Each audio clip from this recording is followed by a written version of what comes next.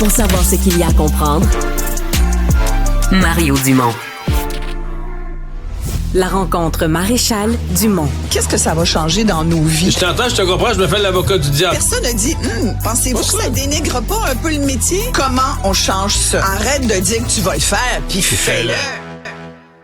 Bonjour Isabelle. Bonjour Mario. Tu t'es penché sur un ensemble de dossiers qui sont devant les tribunaux de cas de pédophilie. Exactement. Moi, les pédophiles, j'ai pas beaucoup d'empathie pour ce genre de personnages. Et là, depuis les derniers jours, je trouve que ça pleut là, dans les journaux. On nous présente des cas de pédophiles qui sont heureusement devant les tribunaux. Donc, ils ont, au moins ceux-là, été arrêtés, condamnés. Et là, bon, certains sont trouvés coupables. Et c'est là où, dans les cas de pédophilie, tu vois, je trouve que en matière de pédophilie, c'est très dommage, mais en ce qui concerne les cas de pédophilie, je trouve que la sentence ne sera jamais à la hauteur du crime commis.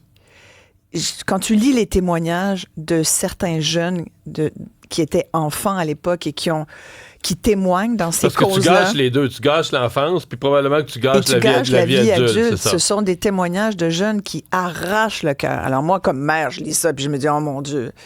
Mais c'est terrible. Le peu de remords, ce qui me frappe, c'est le peu de remords des pédophiles. Les circonstances atténuantes qui vont se trouver. Il y en a un devant toi dans le journal. Écoute, on dit, l'article dit du remords du bout des lèvres. Ben, il n'y a même pas du bout des lèvres. Lui, il explique, cet homme qui s'appelle Germán Luis Alfaro, qui a été reconnu coupable de contact sexuel sur 4 enfants de son entourage qui avaient entre 5 et 12 ans. Et la jeune fille de 12 ans à l'époque, qui en a 20 aujourd'hui, écoute, il l'a agressée sexuellement dans une piscine avec d'autres enfants. C'était des enfants qu'il connaissait, qui lui donnaient leur confiance. C'était des enfants, tu comprends? Des enfants, 5 ans, 8 ans, 12 ans. Et lui, écoute, je te passe les détails, mais tu peux imaginer, agression sexuelle dans le costume de bain. La jeune fille dit, encore aujourd'hui, je ne me mets pas en maillot de bain. Encore aujourd'hui, j'ai peur d'aller me baigner. Et lui dit, ouais, mais moi, mon concept d'agression sexuelle, il est différent de ce qui est établi. Et ça m'a fait sauter ce matin, j'avoue, cette phrase en lisant ça. Et ça, c'est la tendance actuellement. C'est de réhabiliter la pédophilie comme étant non pas une perversion, ce qui, à mon avis, ce que c'est, mais bien plutôt juste un comportement qui devrait être beaucoup plus normé dans la société, qui est en ce moment décrié. Tu écoutes moi, j'ai déjà entendu, là, puis c'est aux États-Unis, puis sur le dark web, évidemment, apparemment que ça pleut, ce genre de commentaires, parce qu'il y a des clubs de pédophiles qui se trinquent entre eux, tu comprends? Il y a des réseaux là, organisés, puis qui se donnent des trucs puis pour approcher les enfants. Ils se donnent des trucs, mais ils se donnent complètement, mais ils se donnent aussi la mission de réhabiliter la pédophilie, non pas comme une perversion, mais bien comme un comportement.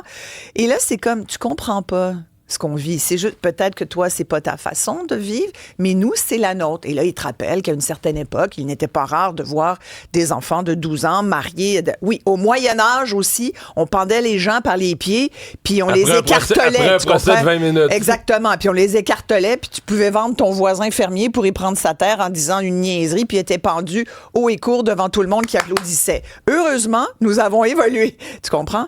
Pour moi, la pédophilie, puis c'est documenté, c'est pas normal, c'est une perversion. Tu comprends? Avoir des rapports un adulte qui a des rapports sexuels avec un bébé ou un enfant de 3 ans ou 5 ans, ce n'est pas normal.